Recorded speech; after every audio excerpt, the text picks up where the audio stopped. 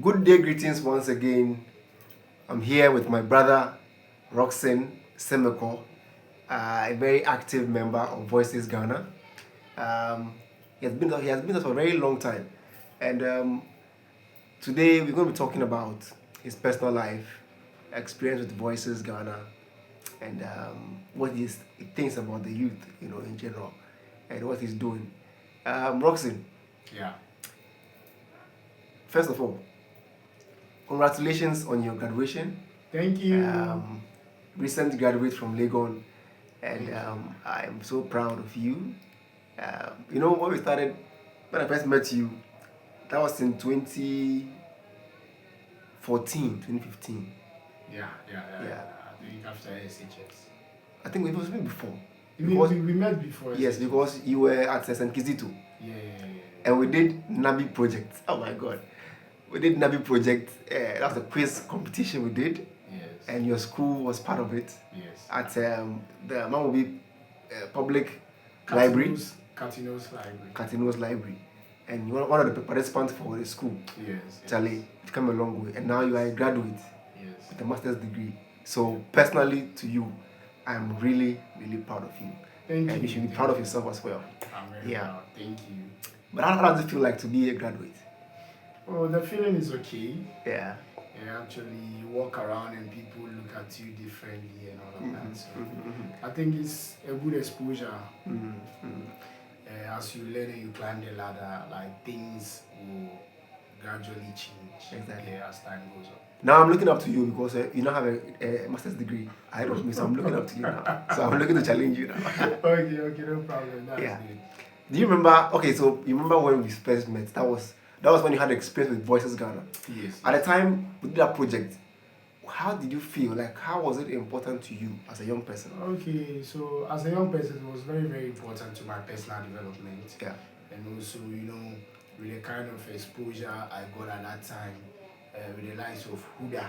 Huda was one of the facilitators, teaching us about human rights and also educating us on how to handle children, especially young ones.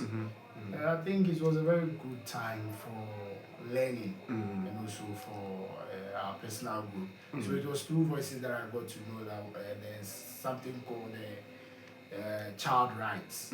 I didn't know that children also had rights. All I knew was the 1992 Constitution and the rights embedded for every individual. That was the only thing that I had in mind. So until I went to Voices, that was when I got to know that it was children also have their personal rights and also things they can do for themselves. Yeah. They also have their liberties and some little responsibilities that they can also do to help around. And I think it was a good feeling. It's crazy how we met and how you've been with Voices. It's something that I'm really. In fact, you have experienced our activities from outside of Voices until you joined Voices, and you got to experience the whole thing. What do you, when you think of Voices, what sticks to your mind? What sticks to your mind? Okay, so when I hear Voices, I think voices of inspired children engaging society. Yes, I think that's the full meaning of the word Voices. When I think about Voices, I think about community work. I also think about collective action, like people coming together to work towards a particular goal. Yes. So when I think about Voices, I think about community work, as in going around various localities, these areas, these underprivileged places, and also helping the children over there, educating them to know what is right of them, what they are supposed to do. This reminds me of an instance whereby we went to one of the schools, that is Albanat. Presently, it's now called Daru Hijra. Okay. I think Ibadullah is now called Ibadullah, all right. Yes. When we went there, one child approached us and said, "Oh, the parents wants to give her out for marriage at this young age."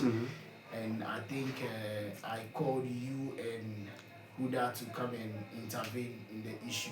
Yeah, I think that was when I realized that no, what we were doing really meant a lot. Voices is really doing a lot, and God being so good, this girl is down with SHS. We thank God. We thank Yeah, God for that. yeah.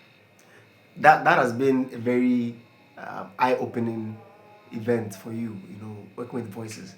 I'm really proud that, I mean, that issue came to you and you kind of took that step to help that little girl. Um, you played a part in one of the quiz competition we had. That was the voices quiz competition. Oh yeah, that's very true. You were one of the judges. Yes. In yes. fact, from the group stage all the way to the finals. Yeah. Tell us about that experience. What did you really like about it? How did it change you? Oh, okay. So, for the first time being a quiz master, and also for the first time handling something like this, it gave me an experience to handle other quiz competitions outside my jurisdiction.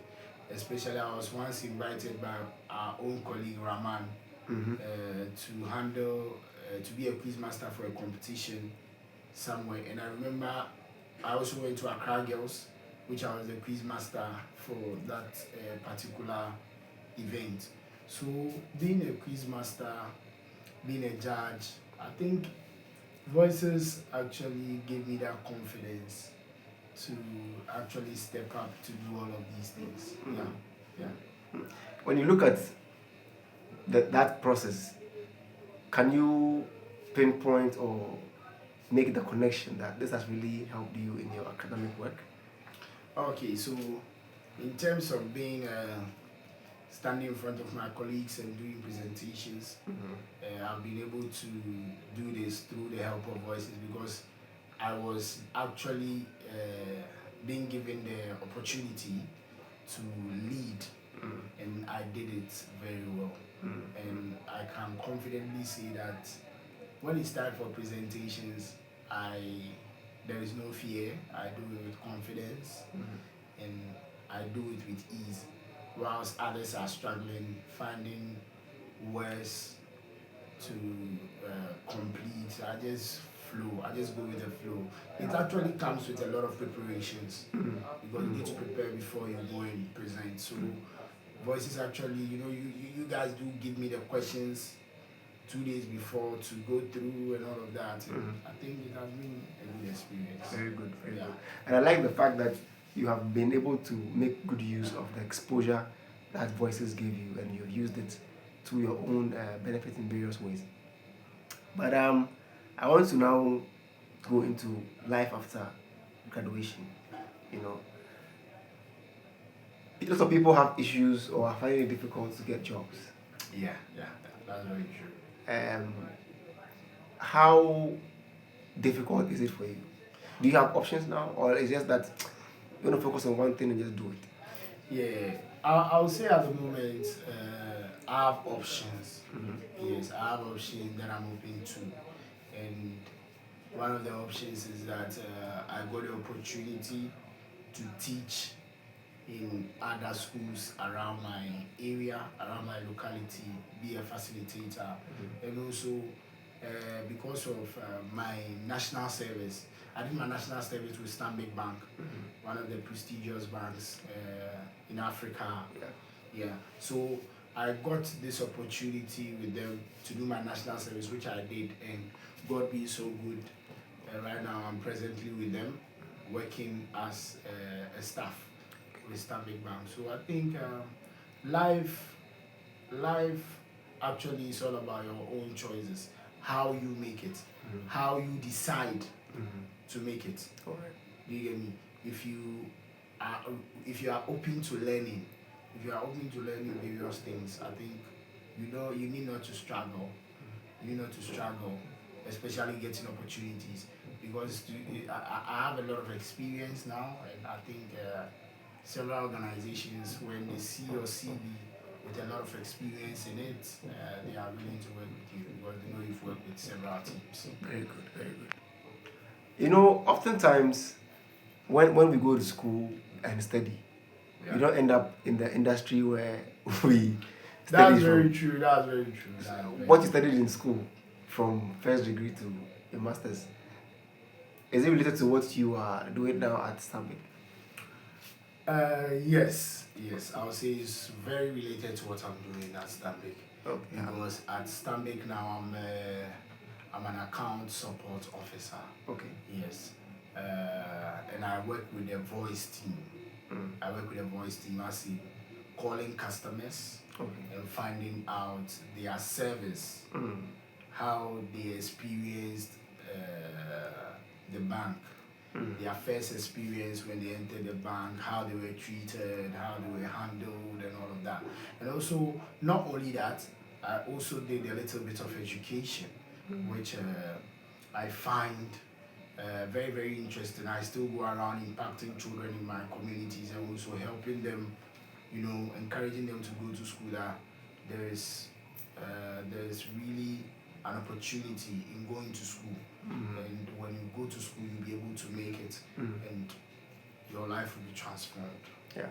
You, in fact, not only you, but you and I, we grew up in an environment which can be sometimes hostile, which can be sometimes rough. Yeah.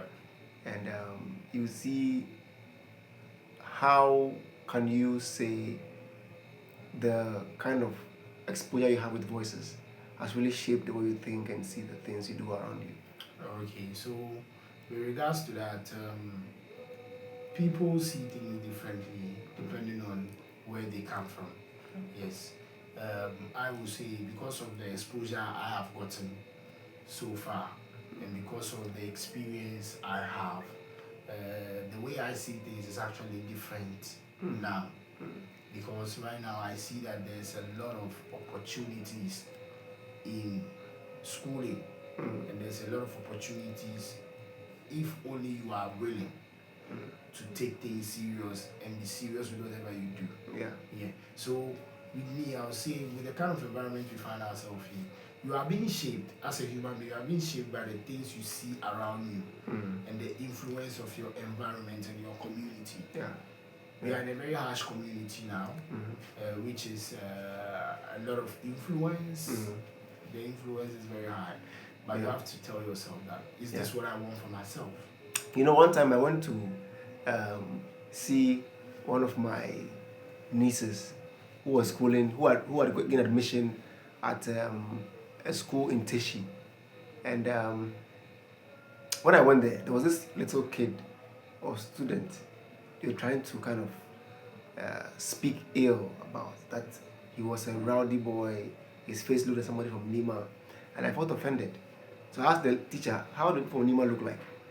But do I look like a person from Nima? Like, no, you look different. I was like, yes, but I'm also from Nima.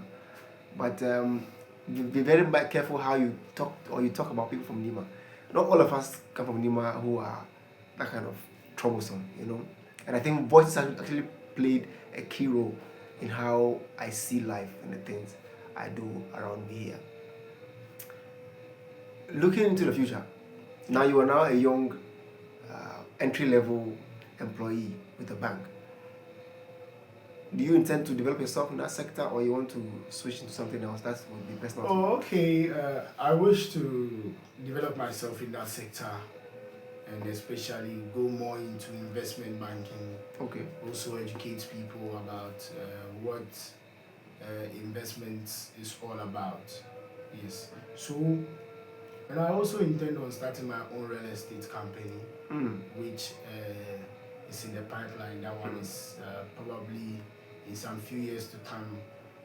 God being so good with me, I'll be able to establish that and also start my real estate business, especially with having to build to rent to other people at affordable rates. That's what I really want to do, because looking at Ghana now, we have a lot of housing deficits all around us. So I'm planning on something, starting something really beautiful like this, so that people can get their heads. I see. To be somewhere. Yeah, right. So, it's such a beautiful thing that you have these plans for your community and how you want to use your exposure and knowledge to help address housing problems in Ghana or in parts of Africa, let me say.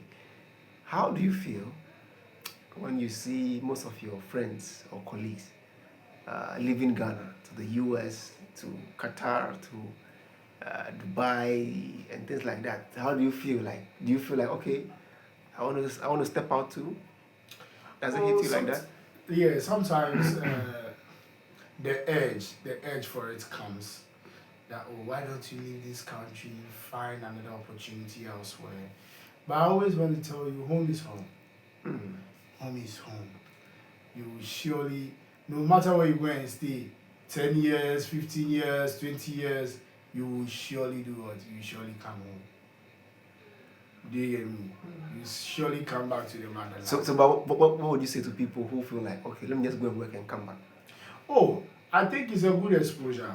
They should go get the money and come back and develop the place.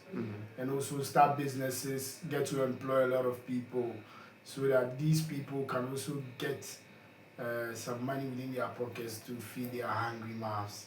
I think that's a good thing. Yeah. And in fact, most of us, I'm sure most of your friends today, some are either in the US, some are either in the UK, they all want to leave. Oh yeah. Most of my friends are in the UK, some are in Brazil, some are also in Nicaragua, some are also in Guyana, Grenada, and these countries. Some are also working and making good money. Some also have, some went to the US, have got their permanent residency, and they are living there beautifully with their families, and life is good. Yeah. Wow. Anyway, what one thing would you feel like, despite the housing problem you want to address, what one thing do you want to be known for before you consider maybe retiring or? Okay, so one thing I want to be known for is I want to be known as somebody who really advised a lot of people on how to use their money, how to spend their money, and also what to do with their money. Yes, I want to be known for that. And secondly, too, I also want to be known for someone who really helped resolve housing deficits in Ghana. Yes, I want to be known for that as a man who really provided a lot of houses or provided a lot of homes for people to lay their affordable heads at affordable prices. Yes. Very good. Yeah. This is going to be shown to a lot of people from the CAT and some other people, students who are in other schools. And if you look back to yourself, how you grew up, how has that motivated you to become who you are today? Your background growing up, how has that changed? How has that influenced who you are today? I think this question is actually a very good one because looking back, I would think it's the experiences that I've had that has really shaped me into who I am today. Like which experience? Is it parental? Is it friendship? Is it education? I would say mostly it's educational. Educational. Yeah. Because the kind of schools I attended, really helped me into me becoming who I am today. All the way from St. Kizito in Nima to Accra High School to University of Ghana for both degree and masters. And I think because of my seriousness when it comes to my education, I didn't play with my education growing up. And I really saw education as one of the tools that I can use to alleviate poverty, to alleviate the hardship around me, and also to be successful. it is education. So I would say education has played a very key role in my life. Yeah. Yeah. Education is a very powerful thing, and I agree with you. I mean, if you come from that part of the world, when there's no like family wealth for you to jump into, Yeah. you have to fight your way through to the top. Yes. Yeah, and that's why I'm so proud that you're able to leverage on your on the connections you had, people around you to get the kind of education you have today. So as young people are watching you, what one thing would you tell them? Yes, you've said a lot, but what one thing would you tell them that would make them really take their studies seriously? Oh, I will tell them that one thing they should always rely on is, first of all, is the God factor. Do you get me? Yeah. There's a saying that with God all things are possible. And it's even in the Bible, with God all things are possible. But you can only make it far if you take things very, very seriously, especially your studies. The things you learn, take them seriously. You don't know where it's going to help you someday. You need to take everything you do very serious, because for me, it's because I took everything serious. That's how come I'm here today.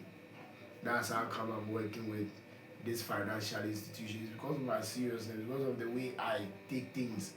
I don't take things on the lighter note. I even with the little thing I'm doing, I attach some.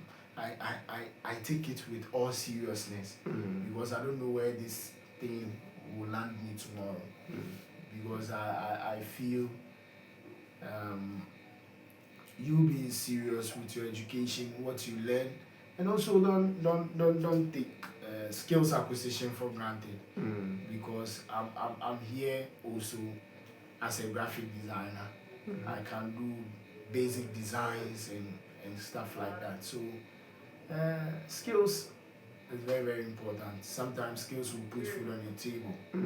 Education will also put food on your table, but it's about the skills and the experiences that you have acquired over the years. That is going to put food on your table. Yeah. Yeah. It's been nice talking to you, and I want to encourage you to do more. Okay.